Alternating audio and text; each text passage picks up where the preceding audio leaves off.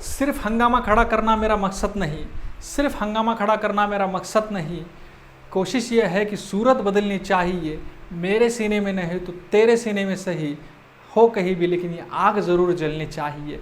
Yes मित्रांनो, ज्या गोष्टीसाठी आपण सुरुवात करणार आहोत ते गोष्ट म्हणजे परिवर्तन आहे. आणि परिवर्तन जर तुम्हाला करायचं असेल तर तुम्हाला फक्त चर्चा गप्पा करून चालत नाही, तर ॲक्शन मूडवर यावं लागतं.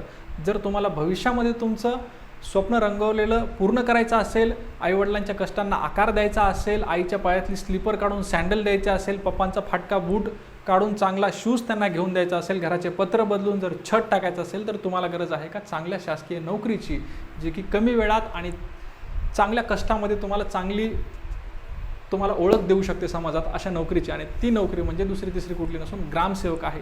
एकदम 12वी पास झालेला मुलगासुद्धा ग्रामसेवकचा परीक्षा देऊ शकतो. तुम्ही कृषीमध्ये डिप्लोमा झालेला असेल, ॲग्री झालेली असेल किंवा कृषीचं थोडंफार नॉलेज असेल, तर कोणीही या परीक्षेची तयारी करू शकता. आणि ही सरकारी नोकरी तुम्हाला वयाच्या 19व्या 20व्या 21व्या वर्षीसुद्धा आयुष्यात सेटल करू शकते. तर ही जी भरती आहे ही नेमकी कशी होते काय नाही याबद्दल माहिती देणारे बरेच व्हिडिओ आपण आपल्या यूट्यूबला आणलेले आहेत. आणि त्यानंतर आत्ता आपण त्या सगळ्याही पलीकडे जाऊन विद्यार्थ्यांना त्यांच्या तयारीमध्ये मदत करण्याच्या मानसिकतेमध्ये आहोत.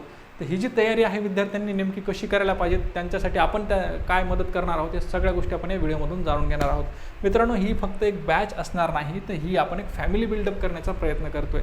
जे विद्यार्थी खरोखर कष्ट करणार आहेत, जे विद्यार्थी खरंच त्यांना आयुष्यात काहीतरी करायचं आहे, त्यांना फक्त मनन चिंतन करायचं नाही की बाबा कधी येईल जाहिरात, कधी येईल जाहिरात, कधी येईल जाहिरात, त्याच्या पलीकडे जाऊन त्यांना फक्त काम करायचं आहे, निस्वार्थी कष्ट करायचे आहेत. कारण श्रीकृष्णाने सांगितलं निस्वार्थी कष्ट केल्याच्यानंतर फळ हे मिळणारच आहे. तर ज्या विद्यार्थ्यांना हेच सगळं करायचं त्या विद्यार्थ्यांनी एकत्र यावं, या बॅचमध्ये यावं. आपण सगळे मिळून एक खूप चांगली तयारी करू शकतो आणि भविष्यात येणारी जी ग्रामसेवकची जाहिरात ही आपण कमी कष्टामध्ये फोडू शकतो. तर नेमकं ही तांत्रिक घटकची जी बॅच असणार आहे, नेमकं याच्यामध्ये काय काय असणार आहे, काय काय सरप्राईज असणार आहे, हे सगळं आपण बघणार आहोत. बघा मित्रांनो, मुळात ग्रामसेवक हे जे पद आहे हे काय आहे, हे एक गावखेडं किंवा ग्राम स्तर आणि प्रशासन याच्यामधलं दुवा आहे. गावखेड्यामधल्या सगळ्या समस्या प्रशासनापर्यंत पोहोचवणं आणि प्रशासनातल्या सगळ्या योजना गावखेड्यातल्या शेवटच्या व्यक्तीपर्यंत पोहोचवणं हे काम करणारा व्यक्ती म्हणजे ग्रामसेवक आहे. ग्रामसेवक म्हणून तुम्ही डायरेक्ट इनडायरेक्टली कळत न कळत गावातल्या लोकांचा खूप जास्त कल्याणाचा विचार करता किंवा खूप जास्त त्यांच्या भल्यासाठी काम करता. ज्या विद्यार्थ्यांना असं वाटतं की मला शहरी अंधाधुंदमध्ये जायचं नाही आहे, गावखेड्यात राहायचं आहे, स्वच्छ हवा घ्यायची आहे, स्वच्छ पाणी प्यायचं आहे आणि मला माझ्या गावाकडे राहून एखादी चांगली नोकरी करायची जेणेकरून माझ्या गावात पण माझं वजन असलं पाहिजे, तर 100% ग्रामसेवक हा जॉब तुमच्यासाठी आहे. ग्रामसेवक या जॉबमधून तुम्ही फक्त नोकरी करत नाही आहे, तर तुम्ही लोकांची सेवासुद्धा करत आहात आणि त्या सेवेची तुम्हाला सरकार पगार देणार आहे. तर ही एक पेड सर्व्हिस आहे. सॉरी. तर सांगायचा अर्थ हाच आहे की ग्रामसेवक हा दुवा आहे. ग्रामसेवक हा दुवा आहे गावाचा आणि प्रशासनाचा. प्रशासनातील पूर्ण योजना गावापर्यंत पोहोचवणं आणि गावातल्या सगळ्या गोष्टी किंवा अडचणी प्रशासनापर्यंत पोहोचवणं आणि त्याचं सोल्युशन काढून आणणं हे ग्रामसेवकाचं काम आहे. ग्रामसेवक हे पद जे आहे ते महात्मा गांधींच्या ग्रामस्वराज्यच्या संकल्पनेपासून हळूहळू मातीत रुजल्या गेलेलं आहे. आणि आपण एका दुसऱ्या व्हिडिओमध्ये जाणून घेणार आहोत या ग्रामसेवक पदाचा इतिहास. त्या इतिहासात मी तुम्हाला सांगितलेलं की ग्रामसेवक हे पद 1962 पासून जेव्हा महाराष्ट्राने ग्रामपंचायत अधिनियम ॲक्सेप्ट केला तेव्हापासून ग्रामपंचायतचा सचिव म्हणून काम करण्यासाठी एक प्रशासनाचा अधिकारी, प्रशासनाचा कर्मचारी म्हणून हे ग्रामसेवक पद आलेलं आहे. तेव्हापासून आजतागायत बऱ्याच वेळा ग्रामसेवकच्या भरती झालेल्या आहेत. त्यातील महत्त्वाची जी भरती आहे ती 2023ला झालेली आहे. आणि 2023ची ही भरती का महत्त्वाची आहे, का वेगळी आहे, कारण ही एक पहिलीच अशी भरती आहे जी ऑनलाईन झालेली आहे. याआधी सगळ्या ग्रामसेवकच्या भरत्या ह्या ऑफलाईन व्हायच्या आणि त्या जिल्ह्याअंतर्गतच व्हायच्या. त्या जिल्ह्याच्या पुरतेच लोक तिथपर्यंत फॉर्म भरायचे, जास्त मुलं आजूबाजूच्या जिल्ह्यातले भरायचे, परंतु जास्त महाराष्ट्रभर असं काही कॉम्पिटिशन असायचं नाही. परंतु ऑनलाईन झाल्यामुळे सगळ्या परीक्षा एकाच दिवशी व्हायला लागल्या, मुलांचा ताण कमी व्हायला लागला, मुलांचे पैसे वाचायला लागले आणि ऑनलाईनच्या परीक्षेमधून विद्यार्थ्यांना कमी कष्टात, कमी प्रवासात, कमी खर्चामध्ये चांगली परीक्षा देता यायला लागले.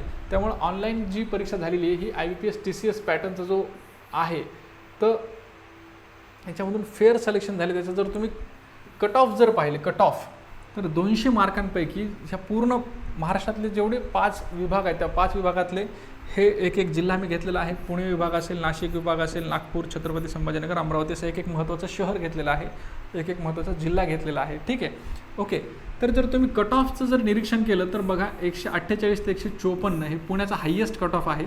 नाशिकमध्ये 146 ते 150, 144 ते 148 नागपूरमध्ये, 146 ते 152 संभाजीनगरमध्ये, 142 ते 146 अमरावतीमध्ये. तर याचा अर्थ काय होतो? याचा अर्थ असा होतो की सगळ्यांची रेंज जी आहे एकदम कमी जर तुम्ही पाहिलं तर 142 आहे आणि एकदम जास्त जर पाहिलं तर 154 आहे. म्हणजे अमरावती ते पुणे हा जर फरक तुम्ही पाहिला तर जवळजवळ 12 मार्कांचा आहे. आणि रेंज जर तुम्ही पाहिली, अंदाजे जर रेंज पाहिली तर सगळी एकूण जिल्ह्यामधली सिलेक्शन प्रक्रिया जी आहे त्यातलं मेरिट जे आहे, कट ऑफ जो आहे तो 140 प्लस आहे. ही जे कट ऑफ आहे हे निवड झालेल्या शेवटच्या मुलाचे मार्क्स आहेत, निवड झालेल्या शेवटच्या मुलाचे मार्क आहेत. याच्यापेक्षा जास्त मार्क असणारे मुलं आहेत. ओके, 154 म्हणल्यावर हायेस्ट टॉपर तिथं 160-65 असेल. ठीक आहे, तर एवढे मार्क तुम्हाला घ्यावे लागतात. याचा अर्थ सिलेक्शन होण्यासाठी तुम्हाला 140 ते 150 मार्क घ्यावे लागतात. 140 ते 150 मार्क घ्यावे लागतात. ओके, मग ग्रामसेवक म्हणून जर मला 150 मार्क घ्यायचे आहेत आणि मला सेफ व्हायचे, ग्रीन झोनमध्ये जायचे, मला एकदम सेफमध्ये खेळायचं, तर 150 मार्क घ्यायचे म्हणजे काय करायचं? तर जवळजवळ 200च्या 75% मार्क तुम्हाला घ्यायचे आहेत. ठीक आहे, मग कसे घ्यायचे? कसे घ्यायचे हे मार्क? जर तुम्ही कसे मार्क म्हणजे कशी परीक्षेचा पॅटर्न आहे हे जर पाहिलं तर तुम्हाला लक्षात येईल सगळ्यात जास्त मार्क कुठून घेऊ शकतात. तर बघा तुम्ही, हे तुमचे विषय आहेत, मराठी आहे, इंग्रजी आहे, सामान्य ज्ञान आहे आणि बुद्धिमापन आणि गणित आहे. कोणीतरी असं आहे का की बाबा मी हे जे मार्क आहेत हे सगळेचे सगळे पूर्णच्या पूर्ण मिळवून घेऊ शकतो, हे 60ला 60 मार्क मला पडू शकतात, 101% मी असा अभ्यास केलेला आहे किंवा असा अभ्यास करेल की मला 60 पैकी 60 मार्क पडतील, असं कोणी आहे का? तर हे शक्यच नाही. ठीक आहे, तुम्हाला कुठं ना कुठं कोणाचं इंग्लिश कमजोर असेल, कोणाला मराठीमध्ये काही चुका होतील, कोणाच्या सामान्य ज्ञानमध्ये एखादा विषय कमी असेल, कोणाचं गणितला वेळ लागेल वगैरे वगैरे, काहीही अडचणी असो, परंतु 60 पैकी तुम्हाला किमान 40 ते 45 मार्क पडतील. तुम्ही किती पण हुशार असाल किंवा किती पण अभ्यास केला, किती पण प्रॅक्टिस केली तर. ठीक आहे, कारण सामान्य ज्ञानचा आवाका फार मोठा आहे. सामान्य ज्ञानमध्ये बरेच विषय आहेत. बुद्धिमापन गणितमध्ये तुम्हाला स्पीड असावी लागते, गणित कसं सोडवायचं हे सांगून कळत नाही. मराठी इंग्रजीमध्ये सुद्धा चांगला अभ्यास लागतो. तर 40 ते 45 मार्क ॲव्हरेज आपण असं जर कन्सिडर केलं तर बाकीचे मार्क आणायचे कुठून? सॉरी, हे प्रश्न आहेत बरं का. 40 ते 45 मार्क म्हणजे हे 80 ते 90 असं कन्सिडर करूया. ठीक आहे, 80 ते 90 मार्क्स आहेत, हे प्रश्न आहेत आणि हे मार्क्स आहेत. 80 ते 90 मार्क जर तुम्हाला ह्या अतांत्रिकमधून मिळत असतील तर तुमचा मेजर रोल म्हणजे आता सिलेक्शनपर्यंत कुठपर्यंत जायचं? आपल्याला 150पर्यंत जायचं. किती बाकी आहेत? 60 बाकी आहेत, 60. हो की नाही? हे 60 मार्क कुठून आणायचे? तर या 60 मार्कसाठी तुम्हाला इथे 80 मार्काचा एकच पोर्शन आहे जो की तांत्रिक घटक आहे. तुम्हाला 60 मार्कासाठी हे 4 विषय वाचायचे. 4 विषयामध्ये सामान्य ज्ञानचे वेगळे वेगळे टॉपिक्स आहेत आणि बुद्धिमापन वेगळे आहे आणि गणित वेगळे आहे. म्हणजे एकूण जर पाहिलं तर तुम्हाला हे 60 मार्कासाठी कमीत कमी 7 ते 8 विषय वेगळे वेगळे वाचायचे आहेत. विषय बरं का, टॉपिक्स नाही. टॉपिक्स त्यामध्ये वेगळे वेगळे आहेत. ठीक आहे, तर जवळपास 7 ते 8 टॉपिक्स तुम्हाला 60 मार्कासाठी वाचायचे आणि तांत्रिक घटकचे फक्त 4 टॉपिक, त्यातही सगळ्यात जास्त विचारला जाणारा कृषी घटक, त्यानंतर समाजशास्त्र. ठीक आहे, आणि त्याच्यानंतर आहे पर्यावरण आणि त्याच्यानंतर आहे पंचायत राज. ठीक आहे, तर हे 4च टॉपिक आहेत. त्यामध्ये पण पंचायत राज फार छोटा आहे, कृषी घटक सगळ्यात मोठा आहे आणि हे 2 एकदम छोटे छोटे आहेत. कृषी घटकवरच प्रश्न जवळपास 40 पैकी 20 ते 25 प्रश्न येतात. ग्रामसेवकमध्ये तुम्ही पाहिलं तर 20 ते 25 प्रश्न कृषी घटकावर येतात. म्हणजे तुम्हाला मार्क मिळवणं कुठे सोपं आहे? या 60 मार्काच्या पोर्शनमध्ये की या 40 मार्काच्या पोर्शनमध्ये? तर ऑब्व्हियसली तुम्ही जर हे 1-2 विषय चांगले केलेत तर तुम्हाला 80 पैकी 60 मार्क मिळवणं काय अवघड जाणार नाही, 100%. तर तांत्रिक घटकाची तयारी आपण अशी जर केली खूप चांगली तर आपल्याला 60 मार्क 80 पैकी 60 मार्क मिळवणं काही अवघड नाही. आणि जर तांत्रिक घटकमध्ये एवढे चांगले मार्क मिळवले तर अतांत्रिक घटकमध्ये तुम्हाला ॲव्हरेज मार्क जरी असतील तरीही तुमचं सिलेक्शन हे फिक्स होऊ शकतं.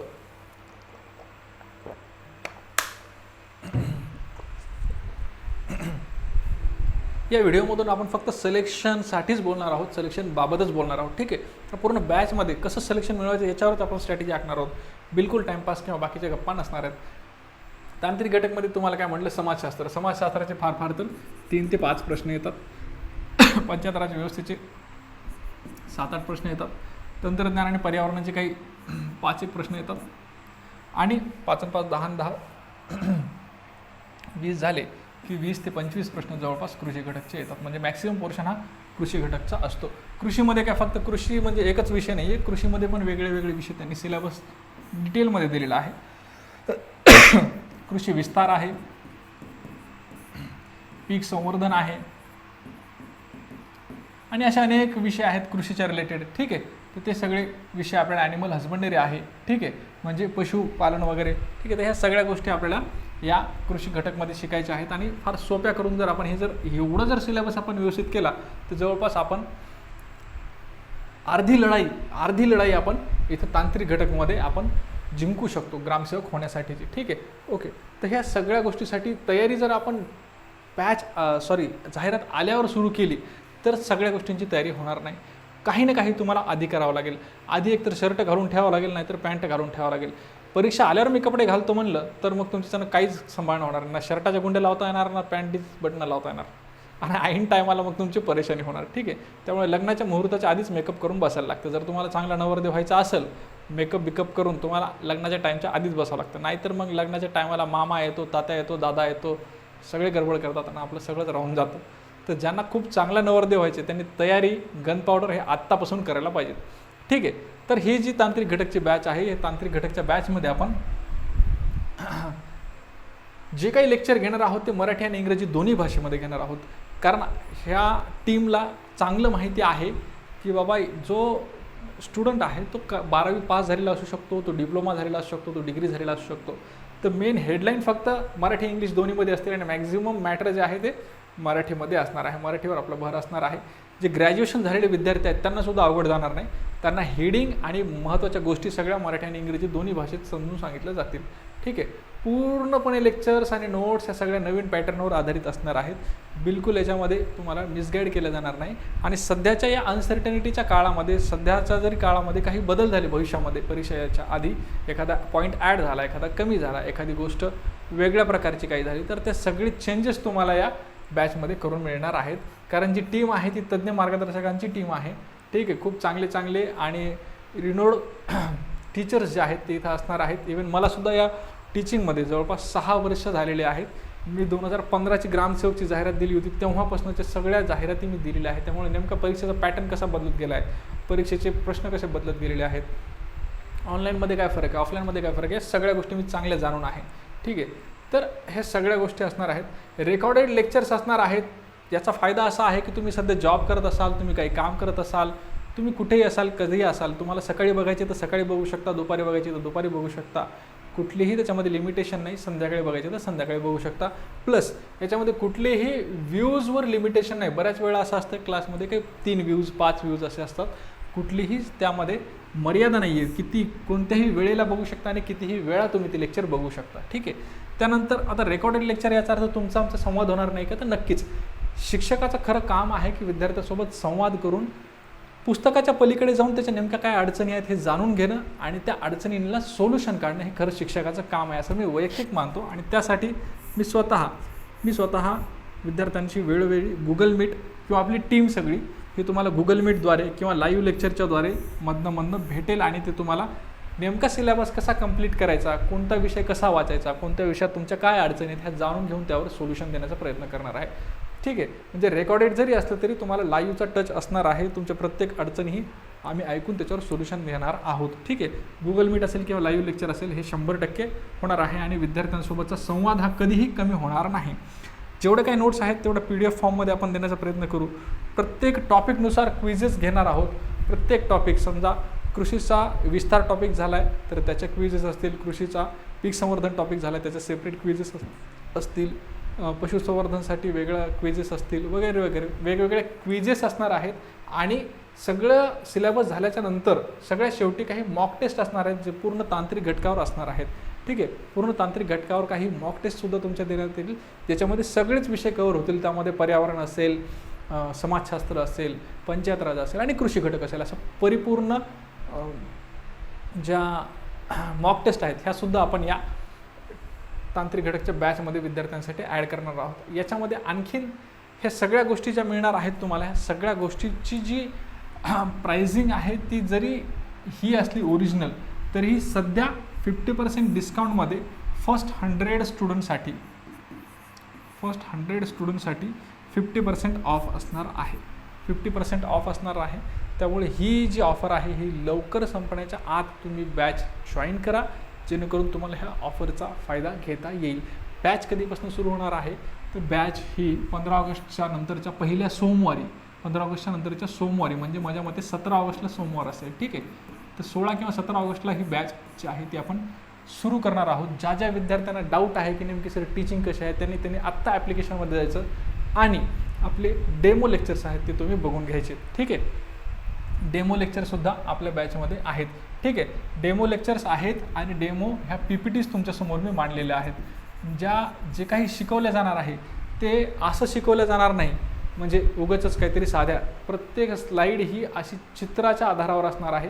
तुम्हाला ह्या महाराष्ट्राच्या नकाशामधून तुम्हाला सांगितलं जाणार की काळी मृदा नेमकी कुठं सापडते, गाळाची मृदा कुठं सापडते, ठीक आहे, तांबडी मृदा कुठं सापडते, जांभा मृदा तुम्हाला जर नकाशावर जेव्हा दाखवलं जाईल तेव्हा ते तुमच्या नजरेत फिट बसेल, तुमच्या बॅक टू द माइंड डोक्यामध्ये फिट बसेल आणि ही डोळे झाकले इमेज तुमच्या डोक्यात येईल. परीक्षेत जेव्हा प्रश्न येईल की जांभा मृदा कुठं आढळते, तर तुम्हाला विचार करण्याची गरज नाही, ही इमेज तुम्हाला सांगून देईल की जांभा मृदा कोकणात आढळते. तर अशा प्रकारे सगळ्या स्लाईड्स आहेत, सगळ्या लेक्चरच्या सगळ्या स्लाईड्स अशाच आहेत. प्लस बघा, मराठीमध्ये पण आहे आणि इंग्लिशमध्ये पण आहे. तर अशा ह्या सगळ्या स्लाईड्स आहेत ज्याच्यामध्ये प्रत्येक पद्धत, प्रत्येक गोष्ट जी आहे ती मराठी इंग्लिशमध्ये समजून सांगण्याचा प्रयत्न केलेला आहे. डिग्रीची मुलं असो, डिप्लोमाची मुलं असो, 12वी झालेली मुलं असो, प्रत्येकाला त्यांच्या लेवलला, पातळीला जाऊन शिकवण्याचा प्रयत्न आपला असणार आहे. ठीक आहे, त्यामुळं ग्रामसेवक ही जी बॅच आहे ही तांत्रिक घटकची बॅचच मुळात कशी असणार आहे, एकदम युनिक असणार आहे. ठीक आहे, आणि डेमो लेक्चरसुद्धा अवेलेबल आहेत बरं का. ही तर तुम्हाला मी PPT दाखवली. डेमो लेक्चर्स आपल्या ॲपमध्ये अवेलेबल आहेत. तुम्ही लेक्चर जाऊन ॲपमध्ये बघा एखादं लेक्चर. ठीक आहे, डेमो लेक्चर्स अवेलेबल आहेत. सर ही जी कोर्स आहे हा किती दिवसांचा असणार आहे, तर मानस असा आहे की कोर्स सुरू झाल्याच्या नंतर किमान 2 ते 3 महिन्यामध्ये, समजा 3 महिन्यामध्ये आपल्याला पूर्ण करायचा आहे. परंतु त्यानंतर पुढे 6 महिने तुम्हाला अभ्यासासाठी, म्हणजे एकूण जवळपास 9 ते 10 महिन्याची व्हॅलिडिटी तुम्हाला असणार आहे. 10 महिन्याची. ठीक आहे, ऑगस्ट आहे म्हणजे पुढच्या जवळपास मे एंडपर्यंत ही बॅच तुमच्याकडे असणार आहे. पूर्ण 10 महिने ही बॅच तुमच्याकडे असणार आहे. आता यामध्ये पुढच्या आता बऱ्याच जणांना असा प्रश्न पडेल की सर 10 महिन्यामध्ये नेमकी जाहिरात येणारच आहे का, तर येणार आहे असे चान्सेस आहेत. ओके, येणार आहे असे चान्सेस आहेत. 2026ला एंडला किंवा 27ला येईल ग्रामसेवकची जाहिरात. ठीक आहे, परंतु इन केस अनफॉर्च्युनेटली, दुर्दैवाने जर नाही आली तरीही या बॅचमध्ये ॲडमिशन घेतलेल्या विद्यार्थ्यांना टेन्शन घेण्याची गरज नाही. 10 महिन्यापेक्षा समजा जास्त दिवस झाले, ठीक आहे, तर तुम्हाला जेव्हा जाहिरात येईल त्यावेळी ॲडमिशन घेण्यासाठी तुम्हाला एक स्पेशल कूपन कोड दिला जाईल आणि त्या कूपन कोडवरनं तुम्हाला त्यावेळच्या फीसमध्ये डिस्काउंट मिळेल, वेगळा डिस्काउंट मिळेल, जो की बाकीच्या विद्यार्थ्यांपेक्षाही जास्त कमी असणार आहे. ठीक आहे, किंवा या बॅचची 50% किंवा त्या बॅचची 50% अशी काही ना काही तुम्हाला एक खास ऑफर दिल्या जाणार आहे. ठीक आहे, त्यामुळे या बॅचच्या विद्यार्थ्यांनी काळजी करायची नाही. 10 महिन्याच्या आत समजा 9व्या महिन्यातच नोटिफिकेशन आलं आणि परीक्षा ही 2 महिन्यांनी आहे, म्हणजे 11व्या 12व्या महिन्यात आहे, तर ही बॅचची व्हॅलिडिटी तुम्हाला अशीच फ्रीमध्ये तुम्हाला वाढून मिळेल. 10 महिन्याच्या आत जर जाहिरात आली तर जाहिरात होईपर्यंत, आणि 10 महिन्याच्या नंतर जर जाहिरात आली तर तुम्हाला हाच कोर्स फक्त रिन्यू करायचा आहे. रिन्यू करायचा आहे काही मिनिमम अमाऊंट देऊन. मॅक्सिमम आपण ती ऑफर अशी ठेवणार आहोत की याचं आता जे तुम्ही पेमेंट करत आहात, ठीक आहे, तुम्ही हे पेमेंट करत असाल किंवा हे पेमेंट करत असाल, याच्या 50% अमाऊंट तुम्हाला त्यावेळी भरावी लागणार आहे. म्हणजे भविष्यात बी समजा तुम्हाला पैसे वाचवायचे असेल तर लवकर तुम्हाला ही बॅच घ्यावी लागणार आहे. ठीक आहे, चला, तर 10 महिन्याची ही व्हॅलिडिटी असणार आहे. आपण आम्ही मिळून प्रार्थना करू की 10 महिन्यात जाहिरात यायला पाहिजेत ग्रामसेवकची आणि आपली तयारी जी आहे ते पूर्ण व्हायला पाहिजेत. लक्षात आलं, 3 महिन्यामध्ये कोर्स पूर्ण होईल आणि पुढे 7 महिने तुम्हाला हा कोर्स फक्त अभ्यासासाठी, रिव्हिजनसाठी तुमच्या ॲपमध्ये राहणार आहे. हा कोर्स घ्यायचा कसा सर, तर प्ले स्टोअरला हे A फॉर ॲग्रिकॉस नावाचं हे ॲप्लिकेशन आपलं अशा प्रकारे दिसतं. ठीक आहे, हे आपला लोगो आहे. तर A फॉर ॲग्रिकॉस तुम्ही जर टाईप केलं किंवा या डिस्क्रिप्शन बॉक्समधून जर लिंकवरून तुम्ही गेलात तर ॲप्लिकेशन जे आहे ते डाउनलोड करायचं आहे. ॲप्लिकेशन डाउनलोड केलं की त्यावर तुम्हाला नाव, मोबाईल नंबर वगैरे विचारेल, तिथं तुम्ही रजिस्ट्रेशन करायचं आहे, OTP वगैरे टाकून लॉग इन करायचं आहे. ठीक आहे, ओके. त्यानंतर पेड कोर्सेसमध्ये जायचं. पहिलाच टॅब तुम्हाला असं दिसेल मोबाईलवर, असे वेगवेगळे 6 टॅब दिसतील.